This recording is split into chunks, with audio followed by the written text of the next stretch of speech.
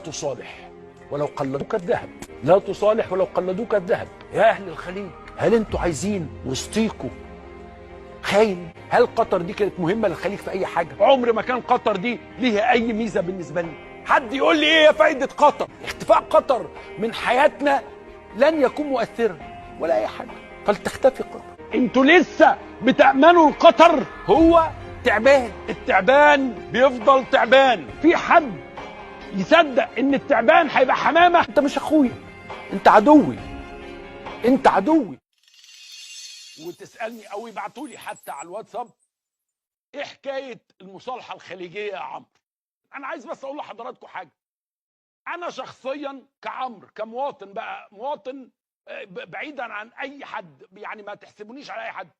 انا كنت بروح قطر، انا كان ليا اصدقاء في قطر، انا كانت الحكومه القطريه في اوقات بيبقى عندها مناسبات كانت بتدعوني، وكان عندنا علاقات مع ناس كتير ومسؤولين قطري عادي جدا، زينا زي كل العالم وكل المنطقه.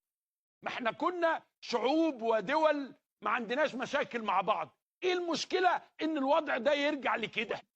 ما يعني ما نو كيس، يعني احنا ما يبقاش في عندنا مشكله.